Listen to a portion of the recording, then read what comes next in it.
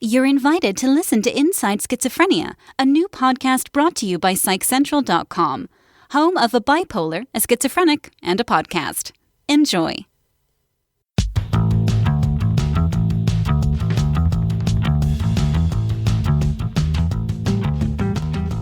Welcome to Inside Schizophrenia, a look into better understanding and living well with schizophrenia. Hosted by renowned advocate and influencer Rachel Starr-Withers and featuring Gabe Howard. Listeners, could a change in your schizophrenia treatment plan make a difference? There are options out there you might not know about. Visit oncemonthly.difference.com to find out more about the benefits of once-monthly injections for adults with schizophrenia. Welcome to Inside Schizophrenia. I'm Rachel Starr-Withers here with my co-host Gabe Howard. And Gabe, I'm so excited about today's episode because we're going to be exploring schizophrenia in children, sometimes known also as early psychosis, childhood schizophrenia, very early onset schizophrenia, and schizophrenia childhood type. So did you get all those written down? It's amazing to me that there's all of these different names for what is essentially the same disorder. Yeah. You can understand why people are having a hard time understanding what's going on when we have 5 names for what is effectively the same thing. And has been changed over and over and confused with other disorders. And that's kind of what we're going to get into is how it's all meshed together and it's hard to tell what is what. Before we get into all of the research and the technical side, and of course, coming up later on in the show, we have an expert who's going to answer some of these questions for us.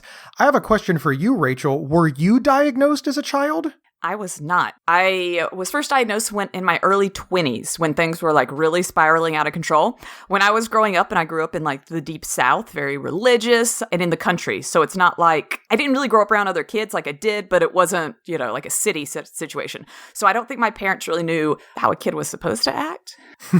There were no like big warning signs with me. Did you have hallucinations when you were a child? As long as I can remember, I've had hallucinations. And the first ones were I always saw faces in things, like faces in trees, in the carpet, just in the wall, the ceiling, they would appear. And they're like always scary faces, not like happy. No happy butterflies. They were like kind of demonic, frightening features, which goes back to being in the religious South. When I did tell people about it, they'd be like, oh, well, that's Satan manifesting. And I'm like, oh, okay. Yeah. You told adults, hey, I'm seeing scary, evil, demonic faces. And they were just like, that's normal. Yeah. I think it probably freaked them out. Or they just thought, hey, this little kid is just really imaginative. And you've been sitting in church listening to the preacher holler for the past 2 hours about hell and brimstone. Of course, everyone's probably seeing scary demons. Religious stuff aside, how do you know the difference between a child's imaginary friend and a child's hallucination? I know lots of children who have imaginary friends who do not have schizophrenia. Oh, absolutely.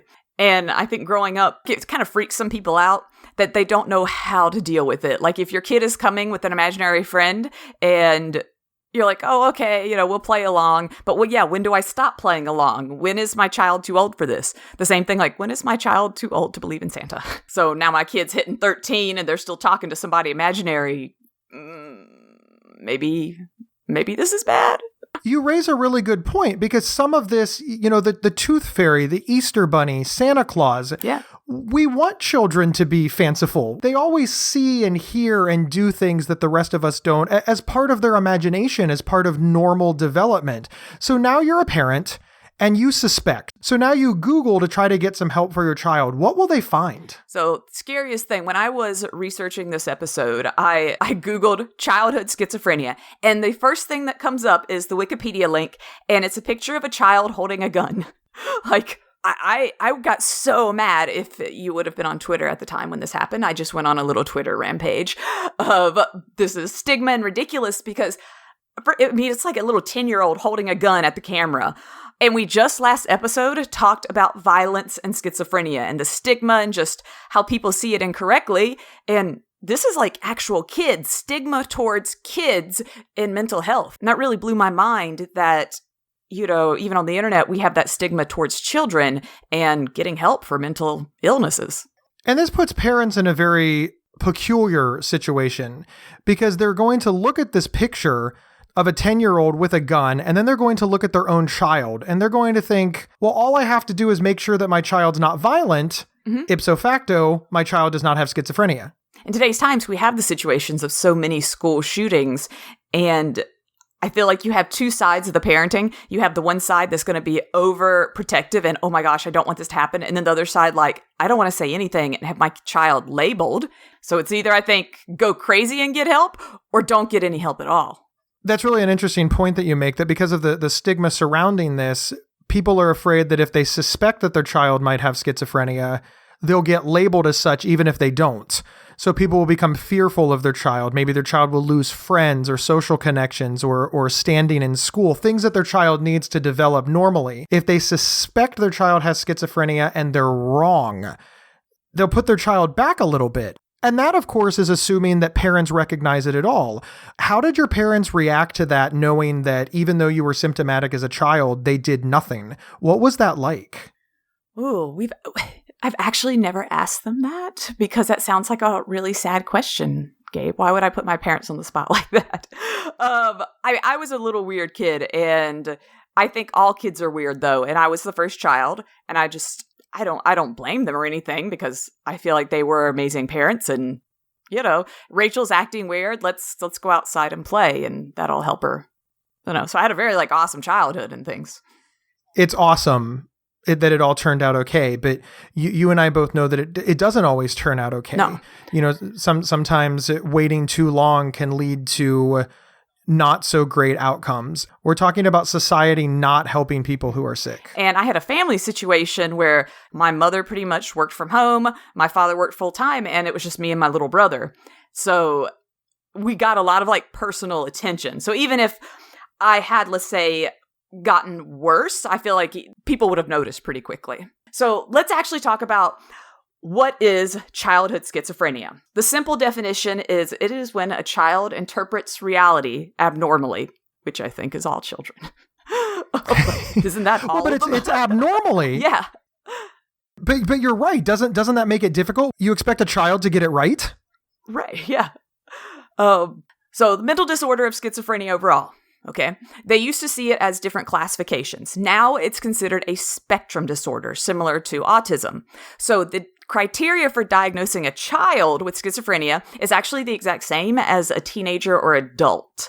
So early onset of schizophrenia is ages 13 to 18. And if it occurs between age 7 to puberty, it's childhood. So I think that's the issue too, is we got okay, well, which one is it? And then they're also trying to just call it early psychosis or psychosis in children, which is even a more bigger umbrella term, because I feel like that could cover bipolar and all the other disorders that kind of have hallucinations in it, which autism has hallucinations, and Down syndrome also. There is not a definitive test. And they've even done studies where they think schizophrenia can appear in a child as early as 3 months old. I have no clue how in the world you would figure that out. A 3-month-old is just kind of there. But I just thought that was interesting that they think that's how young that schizophrenia can be observed in a child. The only difference is schizophrenia for children versus adults is the delusions tend to be broader. So they don't necessarily have a voice telling them specific things to do. It's more they're going to hear sounds, knocking, ticking, voices that are calling their names that necessarily don't make sense. The visual hallucinations tend to be flashing lights, seeing shadow figures. So that's the other thing, that just sounds to me like normal kids. I mean, if my little kid comes and tells me oh God, there are all these flashing lights and it's an alien, attacking, I'd be oh, okay, cute. You must have saw that on TV. But yeah. Children just have a real difficult time processing anything as an adult. Take, for example, all of the kids' cartoons that have sexual innuendo in them. Oh, I remember as a young prepubescent girl, we would watch musicals like Grease, and I loved Grease as a kid. It was so happy and fun, and I remember they showed it to us in school, and now if I watch it, I'm oh wow, that's really inappropriate. There's so many things in that movie, that older movie, that is just there's a lot of sex jokes in here, and yeah, we miss things as kids. We interpret things completely different. If you don't understand something, you just kind of either gloss over it or you make up your own reality to it. But that's not an example of schizophrenia. That's just an example of getting something wrong. Oh, yeah. So now we go all the way back. And like you said, we're not even necessarily talking about 15-year-olds. We're talking about 10-year-olds or 5-year-olds. And remember, Gabe, even trying to go out there and get the right facts to learn about this disorder, you're met with a lot of confusion and a lot of stigma. And I think a lot of that stigma also can make you feel like, well, and if my child is wanting, to shoot up the school, like in this picture, that means I'm a bad parent, and I'm not. I love my child. And it's just a lot of confusion. And I think fear when you are looking up this disorder. And we should probably address how common this is, because I imagine this is not very common, which means it's not like you can just ask your mommy group or your father group or your own family members. I mean, where do you go to get support with the people that you know in real life? One of the issues when it comes to diagnosing this is that schizophrenia and psychosis in children is so closely seen from the outside as also autism. So there's a lot of kind of confusion there where a lot of kids get misdiagnosed. They put them down as autistic and they're really not, and vice versa. And with autism, children are seen to be very internal, going inside of their heads. They don't pick up on like normal social cues. They engage differently. Schizophrenia is they withdraw, they go inside themselves. They're not responding correctly because they're hallucinating. That sounds exactly the same. To me, I feel like if I had two kids going through two different things, but that's how they're reacting, I would assume they're both either autistic or schizophrenic. But yeah, there's a very big difference in what the kids are seeing. We're talking about a 10-year-old, though, and they're telling me they're seeing shadows and lights.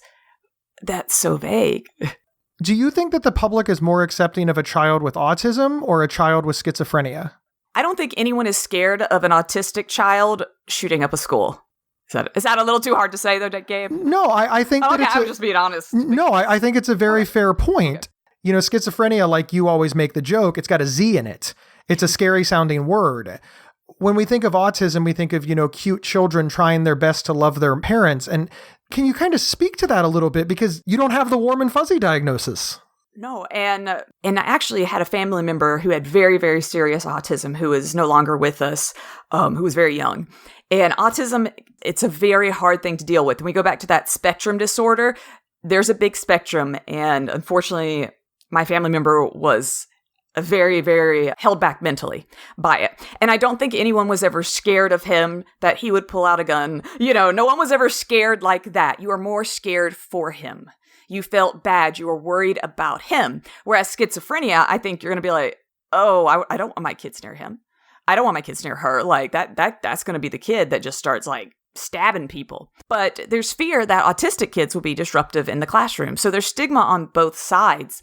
Another thing is that we go back to that whole getting a diagnosis for my child.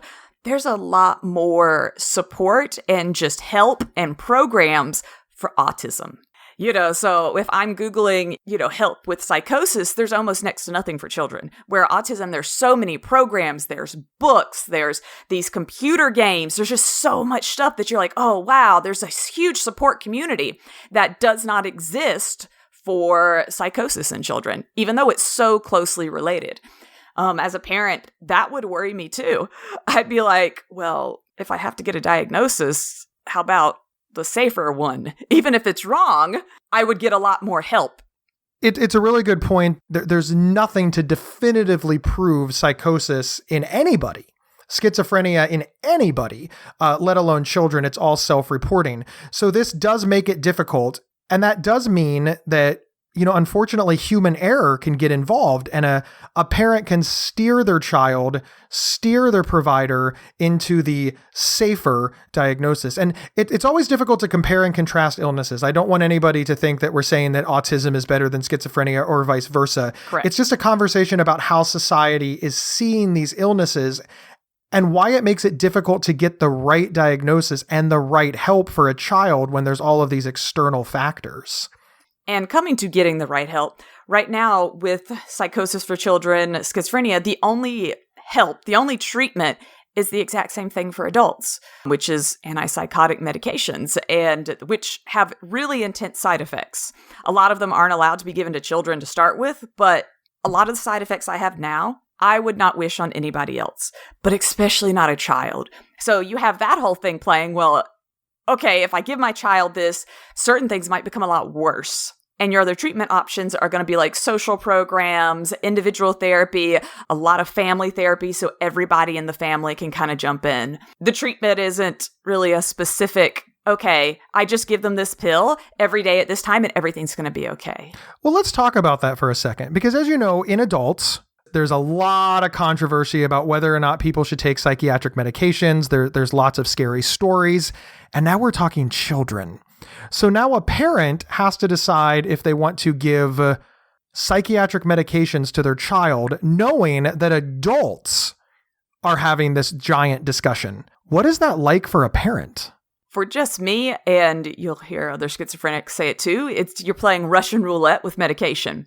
So you're constantly having to try things, adjust levels, and now we're dealing with a child who isn't very good at voicing what's happening, and that parent is going to have to be like really on top of things and charting, and it's just a lot is going to fall on the parents when it comes to psychosis in children.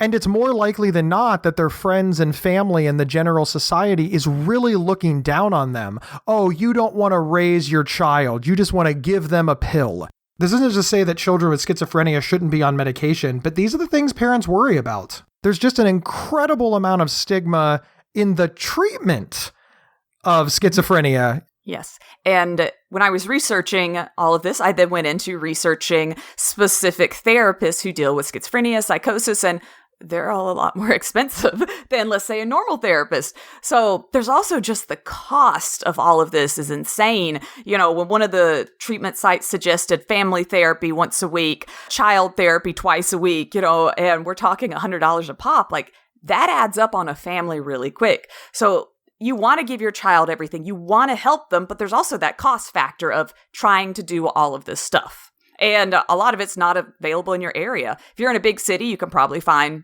a therapist who specializes. But I mean, I'm out in South Carolina and no one came up on my Google search.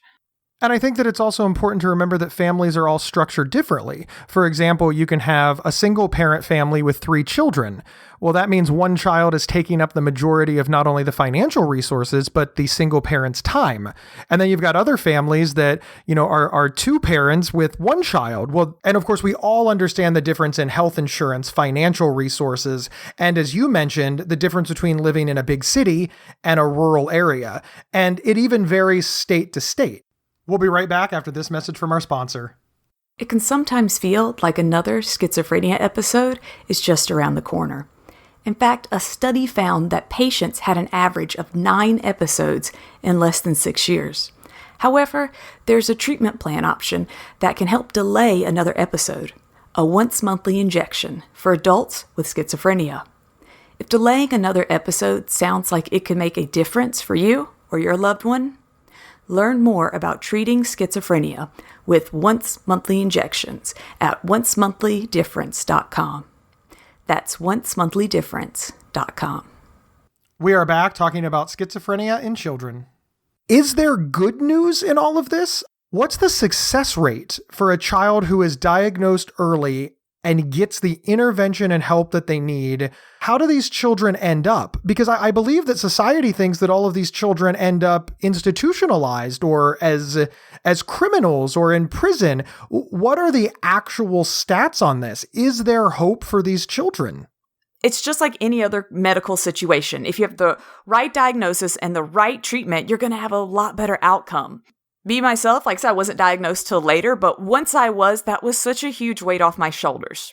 For one, I knew I wasn't demon-possessed anymore, but like, oh, I have a real thing that other people in this world have, and I knew I at least had a road to go down for treatment. I knew that I needed to talk to a psychologist, psychiatrist, like I knew what type of doctors, what type of medication I was going to need, what type of therapy, and there is no like, oh, well, this is the exact thing you need to do that'll work for you, because believe me, over the past 14 years, I've tried so many things and had to adjust. But at 34, I'm about to be 34, happy birthday to me, things are going really well, I think. I'm as sane as I've ever been. I don't know, but I have a really awesome life, and I'm very lucky for that. So I think it's just, the outcome is whatever you want it to be, and just being able to support your child and push them to what they want to do and find ways. Yes, it's going to be harder, but you can totally find ways. You can find ways if you get the right diagnosis and the right treatment. Just to clarify, right? You can't find the right way magically. That's the problem with all of this misinformation and all of this stigma. It leads you astray. Yes, that's correct, Gabe. Let's take a snapshot of your personal story, Rachel. Before you had the right diagnosis, before you had any treatment whatsoever, you went through a lot. But tell us what happened before diagnosis to help you with your hallucinations. I remember multiple times in my life, growing up, like I said, in the church, going to different church leaders over me, youth pastors, things like that, and talking to them about what was happening. And a lot of the times they would just pray with you and suggest, what to read in the Bible, and that was it. And it kind of escalated to the point where I was at a Christian school at age 17, and they actually did an exorcism on me. And it was not as cool as the movie. My head did not spin around, and I didn't, throw up puke everywhere. So little let down on the buildup of that, just saying. But that's really scary that they did that to a 17-year-old. But that was their way of helping me. And they absolutely knew. I mean, we're not talking I was in the sticks. We had the internet starting. And this was a very large school. I love your sense of humor, and I love the fact that you're well enough to look back and, handle these things the way that you do. But if we're being honest, this could have turned out significantly worse for somebody in your position, a vulnerable person with an untreated mental illness. Yes, I have a great sense of humor. I tend to be very upbeat about schizophrenia and mental disorders because so many people aren't. And inside, I might not be super happy, but this is my way of dealing, kind of thing. So I did want to point that out there just as I make jokes about these things, and other people might have went through them and this is not a joke, just so you kind of understand. But that was really hard, that exorcism. I didn't talk about it for over 10 years because I was so embarrassed. Who in the world has an exorcism? I just did not want anyone to know. So it's not that didn't affect me. It affected me really bad for a lot of years, and it took a long time to deal with that. So yes, if you have people that are trying in their own ways to help, but are actually hurting, it really can set anyone back that has any sort of medical problem, not even just mental. And just to be clear, it did not help with schizophrenia.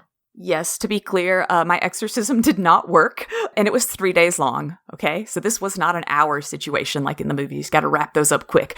A 3-day long exorcism, and my hallucinations came back the next day, and they pretty much gave up on me. They said I let Satan back in. Okay, so there was a lot of blaming of the person who was sick, and none of this, and I don't think you think so either. We're not trying to shame religion or shame religious people. This is just an example of where people didn't understand, and they used what resources they had available, but they did the wrong thing. They didn't use a medical-based model to treat you because you didn't have a diagnosis and they didn't know what to do. Now, let's compare that to what happened when you got to a doctor. How did your life change after you got a diagnosis and you moved forward? Anyone out there who, is looking to get a psychiatrist, psychologist, looking to go down this road, you might have to shop around. I do want to say that because I've been to so many different therapists and medical professionals across the board. And you do have to find one that works for you. But the good thing is that you at least have a game plan. So I knew right away, okay, I'm going to go. I started talking to a psychologist. That psychologist put me in contact with a psychiatrist, and them working together put me on a medical treatment plan in addition to the talk therapy that I was doing. So yeah, and it was, okay, if that didn't work this week, then we need to work on something else. We need to change something, not, all right, we give up. We tried that one thing. And that really is the difference. You now had a treatment plan. So as scary as it is to take your child to a doctor for this, the treatment outcomes are significantly better. And as people who listen to all of these episodes know, and people who know your work, Rachel, you really do have an exceptionally high quality of life. I mean, you were in the movies, for Pete's sake. I was. It's pretty cool. I think now, Gabe, is a perfect time to bring on our guest. Today, we're talking with Dr. Joseph Gonzalez-Heydrich. He is the Director of Developmental Neuropsychiatry Clinic at Boston Children's Hospital and an Associate Professor of Psychiatry at Harvard Medical School. Welcome, Doctor. Thank you, Rachel. So at the Boston Children's Hospital in the Developmental Center, what is it that you do? I'm a child psychiatrist. and I evaluate children thought to be having very serious psychiatric problems, then treat them, hopefully get them feeling better and back on their developmental course again. So when you say psychiatric issues, what would some of those be? I would say since 2001 or so, I've been mostly concentrating on children who are showing early signs of psychosis. Those are the children that have generally been my new patients in the last, 8 years. Since I've been working in this area, I would tell you that I've never worked harder or seen children who are having more severe problems. And yet sort of the partnership with the families and the kids themselves is really very strong. We're all pulling together, trying to help them feel better. And also I'm involved in research to try to understand, why this is happening to them and find ways that are more effective than what we have now to really get them back, feeling better and back on, the developmental trajectory. Rachel and I were just having a big discussion about parents are afraid of this diagnosis. They're afraid of psychosis because society is afraid of this in adults and nobody wants to stigmatize their child with this. Are you seeing that in your practice where parents are rejecting the diagnosis or not wanting to work with you or are fearful of it? Actually, by the time the kids come to see me, often the parents are looking for an answer and have felt blamed or blown off by the professionals often before that. And part of that is because psychosis in children is very confusing and difficult. A lot of kids will have, just as part of the normal development, will occasionally have, think they hear a voice, their name called, developmentally normal fears and whatnot. And then distinguishing those from psychotic symptoms is hard. And it's something that the field has been grappling with. So the kids are often been complaining of intrusive voices and images that are really scary and frightening and distressing to them for a long time. First of all, they also feel a stigma and often don't tell anyone about it for a long time. And then when they do tell their parents about it and the parents go to get an evaluation, often as child psychiatric professionals, we try and find any possible other explanation. And in truth, it is hard to distinguish what's a psychotic symptom, for instance, voices telling the child to harm themselves or telling them terrible things about them, from developmentally normal things, and also symptoms of other disorders that might transiently look like that.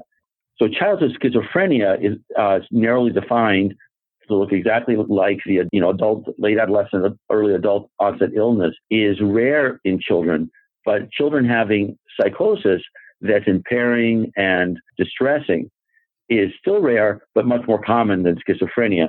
And so the other part is how you distinguish that from normal imaginative play, imaginary friends, just transient misperceptions that children might have, nightmares, and how you distinguish those sort of normal developmental phenomenon from psychosis. And then within psychosis, which kids will go on to have schizophrenia versus some other sort of psychotic illness that may or may not last. Talking about these kids, what are the ages that you see experiencing childhood psychosis? And what's your earliest age that you've seen? Typically, the kids that we've been getting referred to us, because we've been concentrating on very early onset. So in about 20% of people with schizophrenia, and probably psychosis in general, will have their first clear psychotic episode in adolescence after the age of 13 and probably closer to 16, 17, 18. And those are called early onset. And that's about 20% of everybody with this problem. Very early onset, which would be under the age of 13, is much rarer. And we've been concentrating on those kids because they've been getting referred to us here at Children's Hospital. So I've been mostly seeing kids who have the onset before the age of 13. But again, that's a rare event. But because we're a tertiary care center, these kids get sent here. So we've enrolled in our research studies for the genetic study over 140 of these kids, and actually counting the studies we're doing with biomarkers before that, closer to 200 kids. Their ages, again, because I'm selecting for kids who starts under the age of 13, really are typically 9, 10, 11, 12. But I saw a kid this week who at age 4 went from having a touch of mild autism and a very verbal, very engaged kid who would tell you lots of stories, go through a period of hallucinations that were very frightening to him, and basically have a deterioration in his functioning to the point now where he hardly talks, and his interest in play and engaging with people has markedly decreased. That's an unusual case. And we see maybe 5 or 6 kids like that. More typically, their onset is between 8 and 13. So it seems like a very heterogeneous group, and the genetics are very heterogeneous and marked by a lot of very rare genetic events, more so than what you see in typical late adolescent, young adult onset psychosis. If there are parents out there and they're suspecting that their child may have a problem with psychosis, what do you suggest that they do? Well, I would take them in to be evaluated by a professional. And I'd also observe carefully, write down with observations that they have. They're making them worry about this. If the child's behaving oddly, it's really helpful to get a video of that so that the professional in the office can view it with the parent to try and figure out what's going on.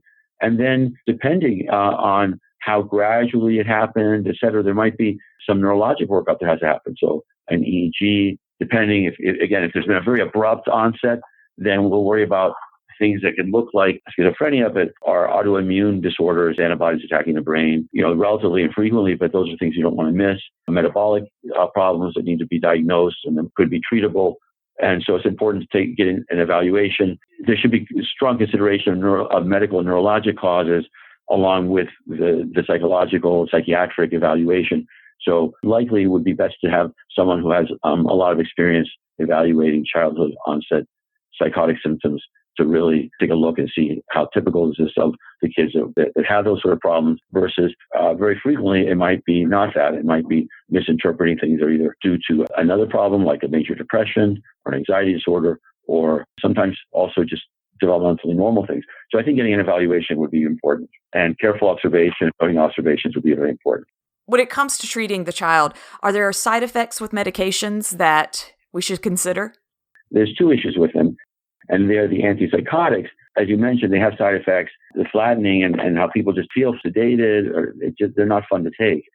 People often, will take the medication because they've learned that if they don't, they're tortured by these terrible psychotic symptoms or voices. But then, but the medication themselves do make you feel flatter and duller and harder to enjoy things and whatnot. It might be on the whole a plus if you're getting rid of voices constantly telling you terrible things and whatnot.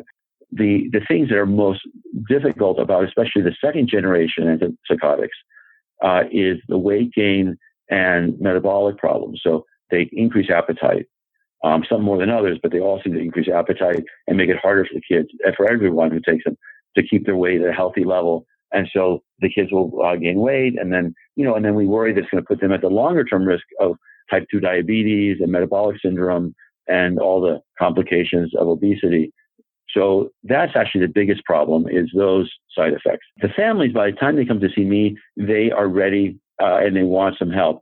The other problem with these medicines, though, is that they're not completely effective. They're treating symptoms. They're not treating the underlying cause.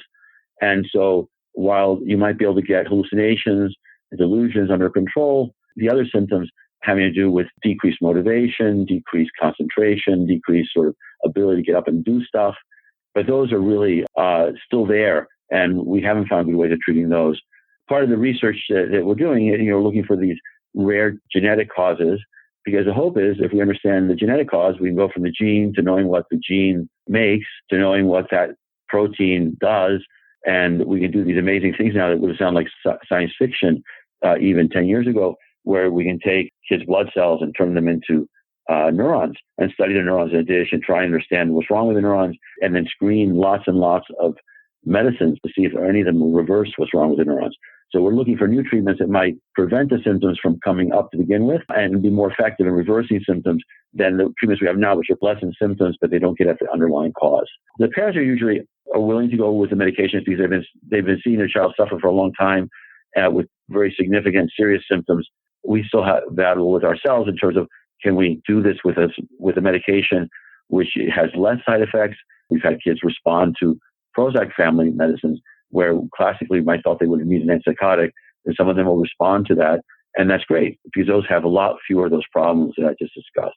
But often they do need the antipsychotic, and then we have to work hard to maintain their weight at a healthy level, make sure they're getting exercise, and then the other treatments of psychosis, which are medication, which have to do with helping the school understand the child and how to best teach them and support them. And then there are people that are looking into things like cognitive rehabilitation and whatnot to try and get back some of the functioning that might have been lost as a psychotic process took hold. We were talking earlier in the episode about seeing this from an everyday person's point of view, but seeing it from a scientist's point of view now, that's really awesome. And thank you so much for coming and sharing that with us, sir. No, thank you. So just for raising awareness, because I think that one of the things that I think is really hard about this is lack of awareness, lack of understanding in our society of this. It makes it harder for kids to get the treatment. It makes it harder on families who end up feeling blamed and whatnot for something which has a large component that's biological and causation and not in their hands. Thank you again. We really appreciate it, and we've learned a lot. All right. Thank you so much. That was really awesome, and I am so thankful that we had somebody from Boston's Children's Hospital associated with Harvard Medical School.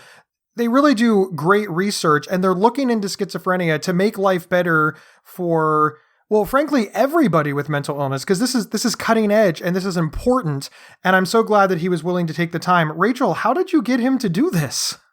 Well, when he was talking about some of that research there that they did on genetics, they'd actually contacted me a few years back, and I've been involved in some of those genetics programs he was speaking about, as far as them looking up the different, I guess, deleted chromosomes. That's over my head. So what I thought was so interesting was actually hearing that side and him talking about the genetic side of things, that most of us, and even doctors, it's a lot over their heads. And that's, I know we think that it's only over our head. It's fascinating that this is so complex that everybody is struggling with it. Exactly. But we do need to strive to be educated, because there's a lot at stake in this, and constantly stay up to date. This isn't something that, okay, I know all about schizophrenia now, goodbye.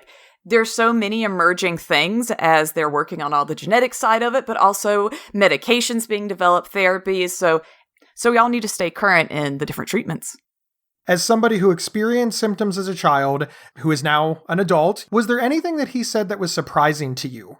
He didn't hit on it much, but when he said the youngest age was 4, that's so young to me. How do you, distinguish at age 4 what's pretend and what's not? And so it fascinates me that they're able to do that they're able to figure out, the difference between which kids have autism, which kids are just over imaginative, and which kids, have psychosis. That just fascinates me.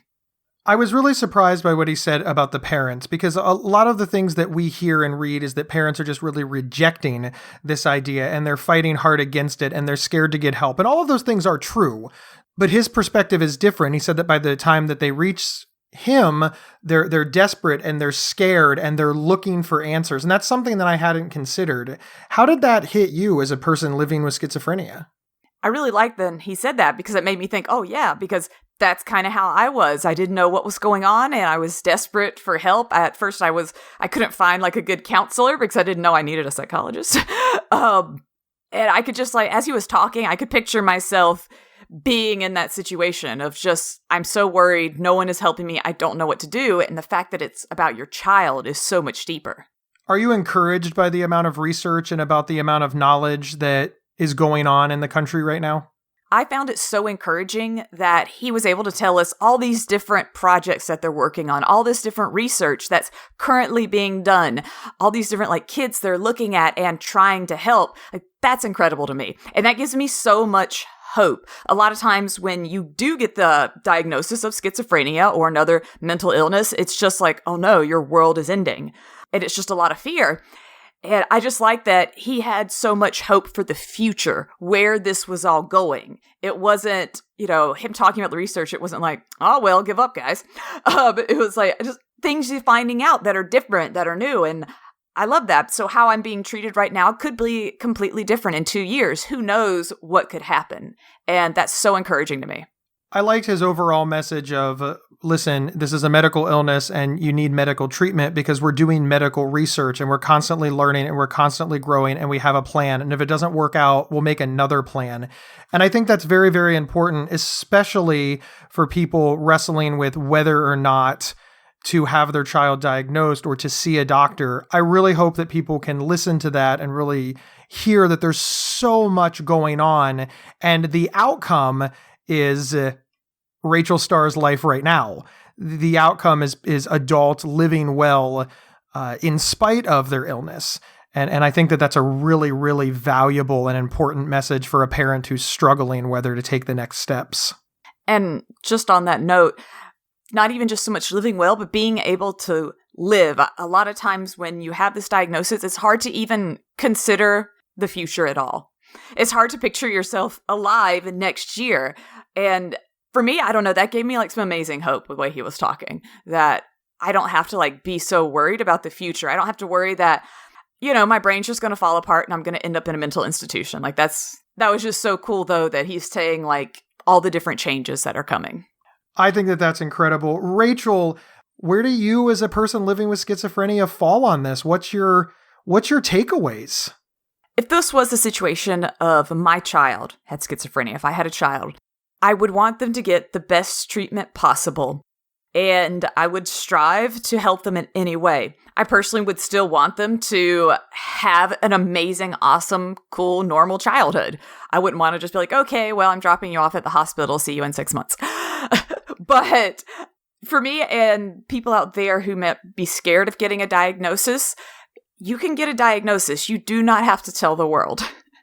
I do know we're on a podcast about it, but you can keep it quiet, but don't let the stigma and the fear hold you back from getting your child help or getting yourself help.